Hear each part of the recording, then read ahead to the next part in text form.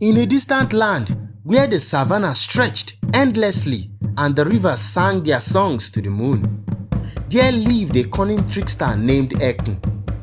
Ekun was neither the strongest nor the richest in his village, but his wits were sharper than a hunter's spear. He thrived on outsmarting others and had a reputation for mischief. One fateful market day, Ekun heard whispers of a mystical talking drum, hidden deep within the enchanted forest. It was said that whoever possessed the drum could command anyone to do their bidding by playing a single rhythm. The idea of such power made Ekun's heart race with excitement.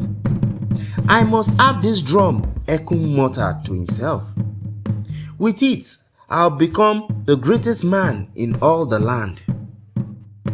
Ekun prepared for his journey by gathering provisions, a gourd of water, a pouch of roasted groundnuts, and a small blade. The enchanted forest was no ordinary place. It was alive with spirits, both kind and vengeful. But Ekun, blinded by ambition, paid no heed to the warnings of the elders. At dawn, he set off. The forest loomed ahead like a green ocean, its canopy so thick that sunlight barely kissed the ground. The air grew colder as Ekun ventured deeper, and soon the familiar sounds of the village faded into an air of silence. As he walked, Ekun felt the weight of unseen eyes upon him. Every rustle of leaves made him pause. Every bird call seemed like a warning, but he pressed on, clutching his blade tightly. After hours of wandering, Ekun came upon a small clearing. In the center stood a grand iroko tree, its roots twisting like the arms of ancient giants. Hanging from one of its branches was the talking drum. It gleamed as though carved from the richest mahogany, its surface adorned with intricate carvings of animals and symbols. Just as Ekun reached for the drum, a deep voice boomed, shaking the ground beneath his feet. Who dares to claim the talking drum? Ekun spun around and saw a creature unlike he had ever imagined. It was half human, half beast, with eyes that glowed like embers and a mane of feathers that shimmered in the dim light. This was Ngwà, the guardian of the drum. "I am Ekun," the trickster said.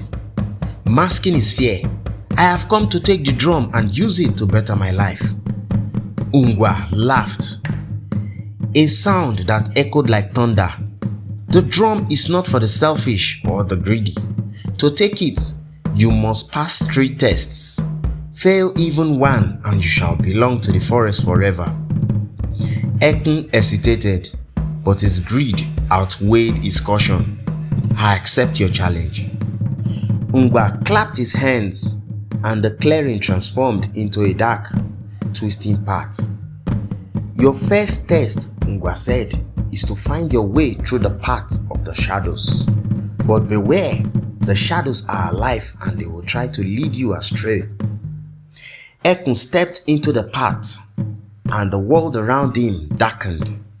Shapes moved in the corners of his vision, whispering his name and mimicking the voices of his loved ones. "Over here, Ekun," a voice called. It sounded like his mother. "Come to me." Ekun clenched his fists. "You are not real," he shouted, pushing forward. The shadow grew bolder, their whispers turning into screams, but Ekun kept his focus. After what felt like hours, he emerged from the darkness, breathing heavily. Ngwà nodded. "You have passed the first test, but the next will not be so easy." For the second test, Ngwà led Ekun to a shimmering pool. "This is the pool of truth," the guardian said. "To pass, you must drink from it without flinching, but beware, its waters reveal the deepest truths of your heart." Ekun knelt by the pool, cupping the water in his hands. As he drank, visions filled his mind. He saw the faces of those he had tricked and betrayed. He heard their cries and felt their anger. "You are a selfish man," a voice said. "You take without giving.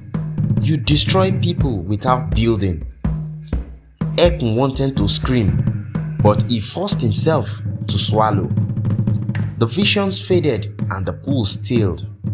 "You have faced the truth of your heart," Ngwà said.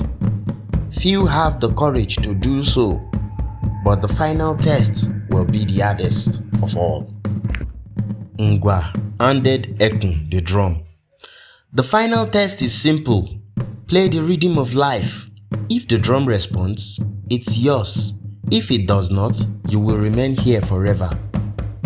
Ekun stared at the drum, his hands trembling.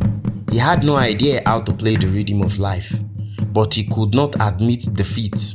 He closed his eyes and began to play, letting his fingers move instinctively. At first, the drum was silent. Then a faint melody began to emerge. Soft and hesitant, the sound grew stronger, filling the forest with hauntingly beautiful rhythm. But just as Ekun thought he had succeeded, the drum fell silent. Ngwà stepped forward, his eyes glowing brighter. "You played well, but the rhythm of life cannot be created by selfish hands. The drum does not belong to you." Ekun's heart sank. "But I passed the other tests. I deserve the drum." Ngwà shook his head. "You sought the drum for power, not for the good of others. That is why you failed." With a wave of Ngwà's hand, the forest began to close in around Ekun. He tried to run, but the roots of the iroko tree wrapped around his ankles, pulling him into the earth. From that day on, Ekun was never seen again.